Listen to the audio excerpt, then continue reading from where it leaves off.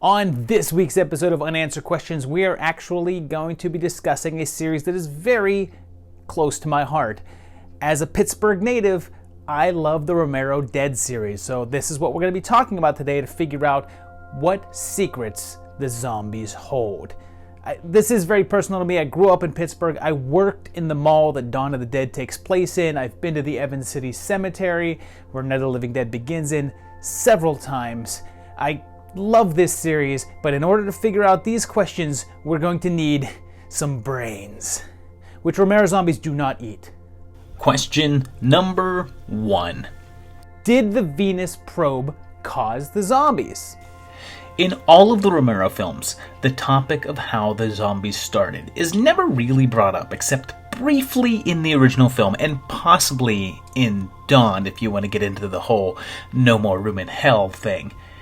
On the news in Night, they are discussing a Venus probe that was destroyed in Earth's orbit, and it's mentioned that there was a high level of radiation from it and the resulting explosion. Oftentimes, like almost all the times, this is given as the direct reason for the overall invasion, including an old TV guide cover that basically said that this is what caused it. But that's not necessarily so. Even Romero said that that was never actually the intention. Apparently, there were supposed to be 3 different scenes in the original, all offering different possibilities of the cause, but the other 2 were cut out. Romero himself greatly dislikes that the Venus probe has been given so much credit since he really wanted there to be no real given reason for the cause, but let's look at it for a second. They never really say where the probe was shot down, but we do know that the outbreak begins on the eastern seaboard and spreads from there, so it appears as if there was a focal point that then extended outwards. If the probe was shot down over the east coast, this would be logical since it would affect that area first and then continue through the atmosphere until it hit worldwide, like Pitbull. That's international. All in all, the probe seems like a solid reason as it makes sense with the timing and how it spreads. And even though Romero didn't like the concept, there's a reason that that scene was kept in the movie and the others weren't. So basically, if you want to go with the probe as being the reason, it definitely works. So feel free. And if you prefer there being no reason, then that's equally valid. I myself am a Venus probe guy because as an editor, I think if there's something that's not important to your movie, you're gonna cut it out. There's a reason why they left that scene in there. Question number 2. This is one that I often see online, but was Cooper right? Early on in the original film, Ben and Barbara discover that people have been hiding down in a basement, including a very ornery Harry Cooper. Cooper contends that they should all hide themselves out in the basement. Ben is very opposed to this idea and insists that the crew stay upstairs, even though Harry argues his case.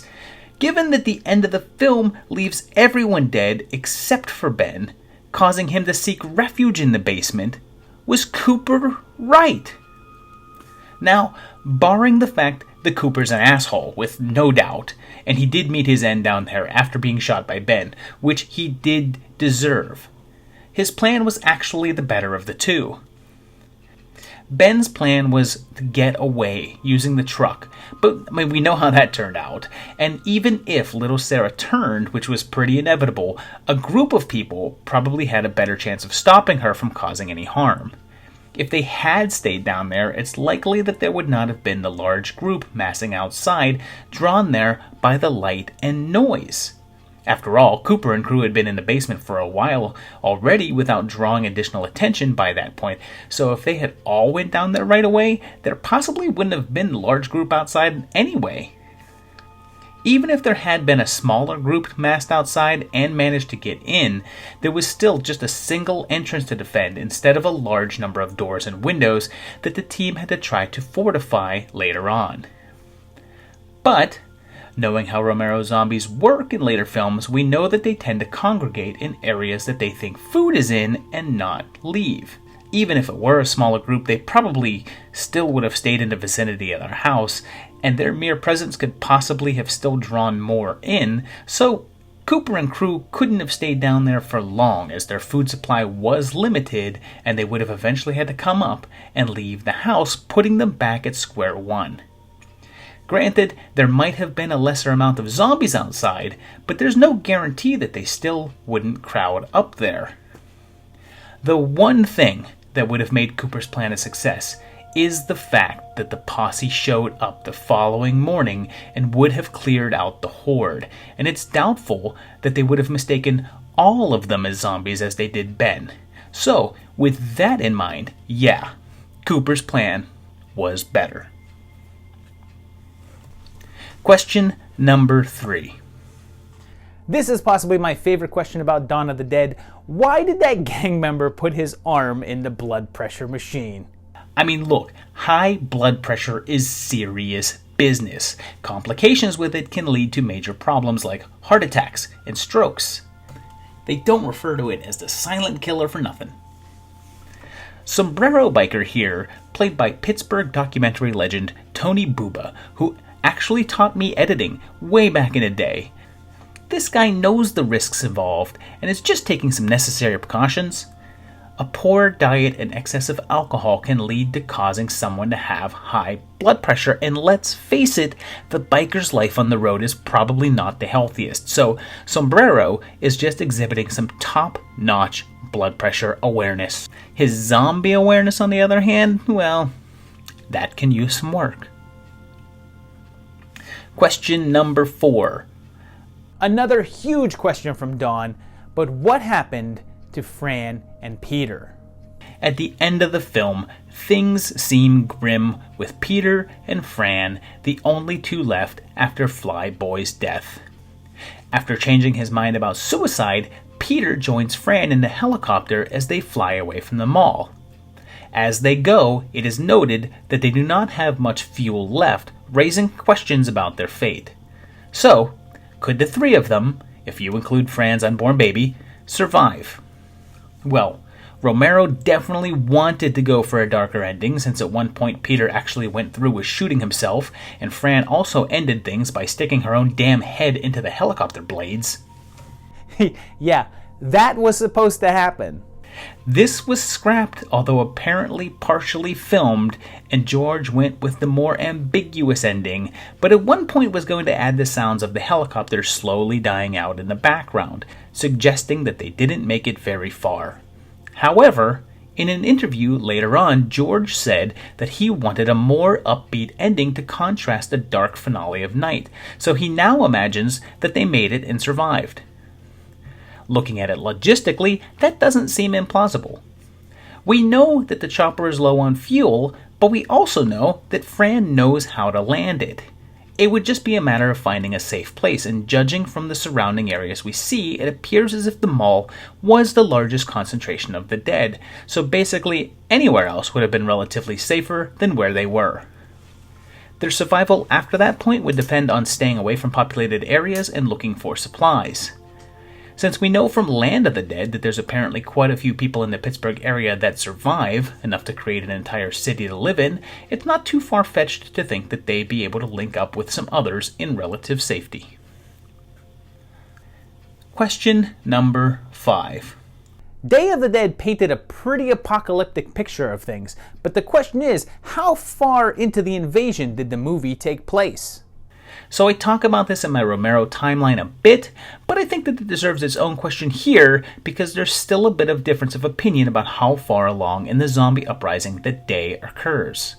Some people think it takes place relatively early on, and others think it takes place years in, possibly after Land even. People think this based on the fact that there doesn't appear to be many people left in the world, and that the underground crew appears to be pretty much alone. Meanwhile, Land features a city full of people, so things seem a lot less bleak, which creates the impression that Land probably takes place first, when things were still manageable, while Day takes place a good deal later, after these little pockets of humanity have been wiped out. But as I stated in my earlier video, I don't think that this is true. We know a few things. We know that at one point, in Land, someone says that they haven't seen a car drive out of the city in 3 years, which would insinuate that we're at least 3 years into the uprising. and Slack says that she's never even left the city, which could possibly mean that the city is around 20 years old or so. But it's possible that she just grew up in the city and she just never really left or something like that. But we're locked into a minimum of 3 years into this whole thing. Now, for Day of the Dead to take place later than this, it would have to take place more than 3 years after things kicked off, and I really don't think that that makes much sense. So, real quick, for this to make sense, you have to work under the logic that this is the same continuity, which is actually debatable since the time frames of the movie are clearly different. Romero intended each film to take place in its time of release, regardless of where it fell in the series, which is why Diary takes place in the early days just like Night, yet features the internet and cell phones. You could easily say that these are two separate continuities that don't affect each other, and that's fine. But if we did, there's no way, in my eyes, that Day takes place 3 years or more after things fell apart. First of all, they explicitly state that their operation was thrown together very quickly, yet seem to have no concerns of rationing food or water, which you would imagine would be on their minds if they had really been down there for several years. It doesn't appear to be a really high-level group, so it seems odd that a rushed operation would be able to store enough food and such that they would have imagined needing several years' worth to get them through. Also, they have a helicopter and don't seem to have much concern for lack of fuel. Considering that fuel supplies seem to be a concern for helicopters in Dawn, which would have taken place quite a bit earlier, no one seems worried about running out, even though they talk about making runs up and down the coast. Hell, they have enough fuel at the end to reach an island, plus the fact that helicopters are notoriously hard to maintain. And again, there's the thing that I said in my timeline video about Sarah being the only woman with them. With the extreme machismo on display from the military guys here, along with their general disregard for right and wrong in their world, I find it hard to believe that after several years, none of these guys wouldn't have tried acting inappropriately. In my video, I had theorized that Day takes place about a year or so after the initial infection, and I still think that. So why are there no other people around versus Land's whole city? Well, keep in mind that these two films take place a considerable distance from each other. It's possible that in Pittsburgh, with the kind of unique downtown setup with the rivers and bridges, we're able to create a more defensible area and had more survivor pockets, and after a few years, we're able to congregate into one area. Florida most likely didn't have this advantage, and the people were possibly wiped out quicker. And hey, I know you Florida mans. Some of you are probably helping the zombies bite people. Question number 6. Why didn't Logan resurrect? Near the end of the film, Rhodes kills Dr. Logan because he finds out that old Doc Frankenstein has been feeding his men to Bub, shooting him several times. None of these hit him in the head though, so when Bub discovers the body a short time later, it's surprising that the Doc hasn't joined him in a state of undeadness, considering the fact that in this universe, people are resurrected whether they have been bitten or not. If you're dead with an intact brain, you come back. However, we've never really been given a timeline in which this occurs. Sometimes it appears to be rather quick, but in other cases it takes a little while. We don't see how much time elapses between Roger dying and coming back, but it doesn't appear to be right away. Steven seems to come back pretty fast, although we never really know how long he was in that elevator.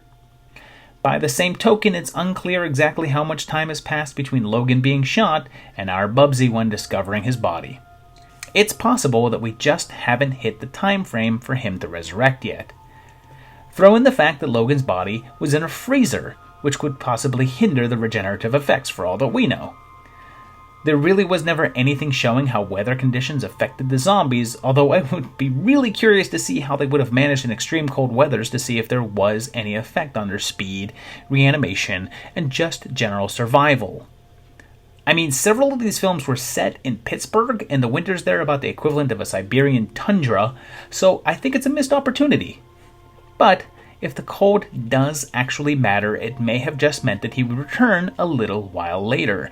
And I like to think that Zombie Bub and Zombie Logan reunited and had like a weird undead buddy comedy adventure or something afterwards. Question number 7. We've already said that Cooper was right. But was Rhodes right? So look, I'll just say this right off the bat. Again, like with Cooper, there's no denying that Rhodes is just a terrible human being. He's power mad, insane, and just psychotic in his approach to, well, everything. But let's look at what he was angry about. He was frustrated that all of the medical experiments were a waste of time, and staying down below safeguarding the scientists was putting his men in danger. He expresses a desire to just up and leave, abandoning the research. And let's face it, in regards to all of this, Rhodes is absolutely right. Logan's experiments were shown to be completely futile, and the biggest advancement that he had in all of the time down there was a single zombie who kinda remembered stuff. We're shown how the experiments put the soldiers at risk, and several die that we see, with likely more falling before that. It's obvious that Frankenstein wasn't getting anywhere and was just satisfying his own personal agendas at that point, which just isn't worth the lives of everyone else there. And you can't be mad at him for wanting to get out of there, because that's what everyone wanted at that point, except maybe for Logan. McDermott and John were also itching to just fly away, and no one was mad at them for it, and it's because they were fun drunks and not dicks. It just goes to show that being an asshole leader is the road to ruin, because everything you're saying may be totally right, but no one is going to care and follow the leader part because all they see is the asshole. Question number 8. Why haven't the zombies in Land of the Dead rotted? So here's the downfall of pretty much any zombie movie, but in particular a movie like Land of the Dead, which is supposed to take place after a substantial amount of time has passed since the initial incident. If this is supposed to be anywhere beyond about a year after the initial outbreak, the zombies should all be putrefied piles of goo by this point. You see, Day of the Dead establishes that only the brain is really functioning. You can remove all of the internal organs and the brain will continue. This is why you can shoot a zombie anywhere else and they'll survive. Shooting them in the heart or lungs and they'll keep going. Problem is, decomposition of the body is due to a lack of oxygen and blood circulation. Without these two things, the human body begins to eat itself and eventually decay and liquefy. This process begins almost immediately and the body starts to essentially dissolve after a period of 1 month. How long they take to break down into a cartoon skeleton varies on the temperature, but can take as little as 1 year, although it takes much longer in colder climates. So, if Land takes place a good deal of time into the event, how are so many of them intact? Well, the first thing to say is that this is a movie, and it doesn't really matter. But that's a lot less fun, so hear me out on this one. What if a Romero zombie's other vital organs actually do work, but they just don't need them? What if they're still breathing and pumping blood, keeping decomposition at bay? However, when something happens to damage their heart or other vitals, their brain keeps their bodies going, and only then do the body's natural deterioration processes begin. That would explain how you have so many different variations of decay throughout the zombies, even though a large number of them would have had to have been turned into goo a while ago. Also, depending on how you think that their reanimation started, there could be an effect there. If you're down with the Venus probe idea, the radiation could be artificially slowing the decay process, which doesn't really sound like something that radiation can do, but it's space radiation and that stuff is spooky. Also, if you're more a fan of the alternative reasoning or supernatural origins for the outbreak, there could easily be factors there that reduce the amount of decomposition. Question number 9. Is the Savini zombie in Land the same guy from Dawn? In Dawn of the Dead, Tom Savini plays a gang member named Blades, who terrorizes our hero and is eventually seemingly killed. He's shot and falls from the upper level of the mall and falls into a fountain. It doesn't look like he's shot in the head, so he would most likely reanimate, assuming that the zombies didn't collectively devour him, although there's possibilities for him to avoid that fate. His fall into the fountain could have just positioned him away from the horde enough that they didn't mass onto him, and it's also possible that at this point he's still alive and was able to crawl away from being eaten. If he did manage to escape being eaten, the gunshot mixed with would have to be gross, stagnant fountain water would definitely ensure that he wouldn't be alive much longer, and zombification wouldn't be far off. So, in Land of the Dead, when we see the undead attack the city, we see a very familiar-looking zombie attack with a familiar weapon. Now, the rights for the characters in Dawn don't allow for it to be officially the same character, and given the time gap that would have most likely existed between the two movies, is it the same guy? Well, we've already given some sort of reason for him to not fully decay, so that it can still be the same zombie, and given the geographical distance between the Monroeville Mall and downtown Pittsburgh, the location of the two movies, which I can personally attest to not being too terribly far away, I think it's safe to assume that it's the same guy. Just don't tell legal.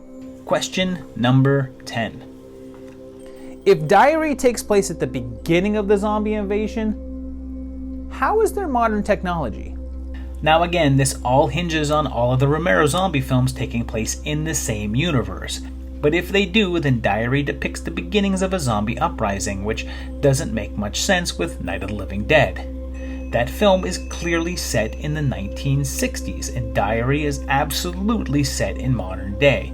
There's cell phones, internet access, digital editing software, portable camcorders, all things that did not exist in the 1960s. Now, you could just view this as a reboot of the series, and there you go, the question is answered. But if you choose to view all of the Romero flicks as one cohesive universe, you kinda have to resolve it, but hey, Dumb Continuity Fixes is my middle name.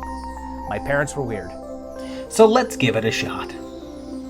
So Romero himself actually considers each film to be its own thing, with no real connections to the previous films except, zombies, and each one is meant to take place in its own little world. So to make this fit into a little continuity, you have to apply the comic book principle of sliding timelines. You see, Spider-Man first appeared in the early 60s, and the character was in high school. He's now been around for almost 60 years, so he should be in his 70s, but Peter Parker is still like in his 30s or something. I haven't read it for a while, but he might even be in his 20s. When they tell his origin story now, there's cell phones and internet, and everything is modernized since those things would now have been around in his high school years. Mr. Fantastic fought in World War II, which now didn't happen since that would make him in his 90s, and the Punisher famously was a Vietnam vet, but since that would make him in his 60s, they've changed it to him fighting in the Gulf. The same principle applies to the Dead universe. If it's one shared continuity while Diary is happening, the events of Night are happening at the same time, except those characters have modern technological advances most likely, although from the farmhouse location, those things probably don't change the story that much. Question number 11. In Diary, if Ridley's house is as isolated as he says it is, then where do all those zombies come from? One of the things that drove me insane about Diary is the ability of the zombies to basically just appear out of nowhere in large numbers. There's at least twice in the film where there's no zombies anywhere around, and then suddenly, zombie mania. The crazy of this is in the finale at Ridley's house, and he makes a point to state that the house is in the middle of nowhere, so they are very isolated. There aren't any undead around, with the exception of the ones that he put in the pool, who are his family and workers and such. Then, after he proves to be that one character in every zombie film who is bitten and yet of course doesn't tell anyone, a whole horde of undead literally appear out of nowhere to invade the house. There doesn't seem to be any explanation for this group just randomly showing up. Our crew wasn't exceptionally loud or anything to draw any surrounding shambling guys nearby, but sure enough, all these zombies just magically appear. Where did they even come from? The only thing that I can really think of is that Ridley had some neighbors that were a little closer than he thought, and those neighbors had a bunch of people in their house in order to also stay isolated, and had a similar situation where an infection spread through them, creating the group that you see. Then, one of those zombies had some residual memories, as we've often seen in the series, enough to recall that there's a house nearby, and that right there is as much justification as I would like to do for this movie. Question number 12. Is Crockett from Survival the same character as Brubaker from Land? Alan Van Sprang is the rare actor to appear in multiple Dead films. He's one of the only recurring characters we see, as he's in both Diary and Survival as a military man whose name is Crockett. He is definitely the same character in these two movies, as they actually show the scene from Diary as part of his backstory and explain that he is more or less AWOL. Van Sprang is also in Land of the Dead as a character named Brubaker, so the question becomes whether or not this is the same guy in all three movies, or just the same actor playing two different roles. Well, first of all, we have to assume that this is the same continuity, of course, as that seems to be up in the air at any point in this series. Obviously, Diary and Survival are connected, but Romero himself has referred to those films as a soft reboot of the series, so you can easily just view those two as their own things, and with their reputations, I don't blame you. But let's just say that they are, and that Land is in the same world and just takes place several years later. It's still probably that they're not the same guy, and that Romero just cast the actor again as a fresh role, but let's see if we can make it work, because it's pretty possible. Several years pass in between where we last saw him in Survival and him living in that city in Land, and the two locations weren't really very far apart. Land is in Pittsburgh and Survival is off the coast of New York, which is an easy distance to reach given the time frame. Brubaker has clearly been there for a while, so you could assume that after Survival, Nicotine had taken on a new identity and found the city and decided to integrate in with them, using his military past to properly blend. If this is so, we get a finality to Crockett's story as we see him eventually join the ranks of the undead. Question number 13. This is actually a big one for me, but would the zombies continue to regain their faculties until their former selves are sort of restored? So here's an interesting concept, because we slowly see over the course of all of these films that the dead retain some portion of their former lives. So it's clear that all of their brain functions are not gone and erased. We see elements of memory all the way back in Dawn, as Stephen remembers where the hidden hallway is. This carries into Day, where we see Bub and his gradual increase of mental faculty. It shows up again later in Land with Big Daddy and the crew going through the motions of their previous lives, with some of them learning new skills over the course of the film, and Survival as they figure out that animals are an alternative food source. But the key to what I'm talking about is Bub.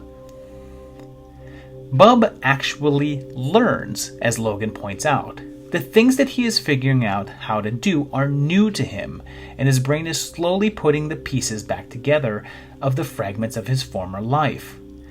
By the end of each of their movies, both Bub and Big Daddy are probably a lot closer to a human level of intelligence than they are a zombie. Bub has even lost a desire to eat people unless they come to him in a bucket, and both of them really only seem to want to kill humans for revenge at this point, so it's entirely possible that with time and the proper memory jogging, either one of them could actually coexist alongside people. They both even show rudiments of redeveloping language skills. Hello.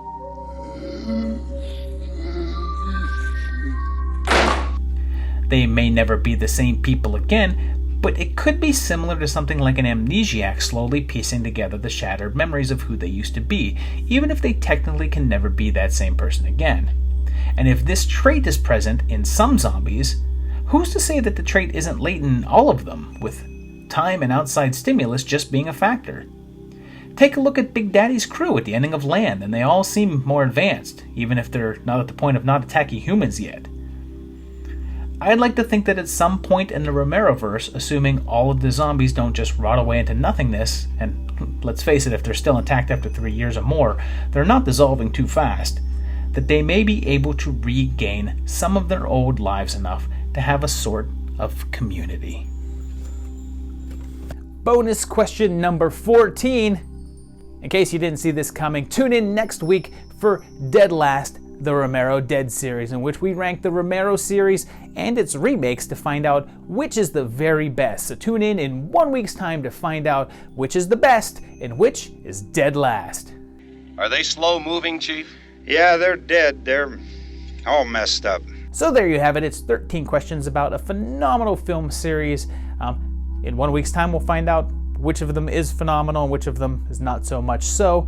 But I love a lot of these movies. These are all really good and they have such interesting questions. I've thought a lot about these movies for ridiculous reasons because they are very personal to me.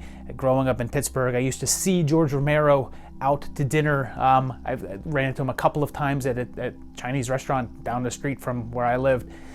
Always a very nice guy. He will be missed very much so, and these movies are forever a part of history. We owe a lot more to the Dead series than we think we do. But I hope you enjoyed these questions. I have more that will probably fill up a later installment at some point about the Romero series because there's lots of questions about these. If you have any other questions you'd like to see answered or any other answers to the things that I've given, let me know down below in the comments. Do the whole liking and subscribing thing. Check out my patrons because these guys help keep the channel going, and thank you very much for doing so, and thank you guys for watching because that helps keep the channel going as well. And we'll see you very shortly for another great video. Thanks, guys.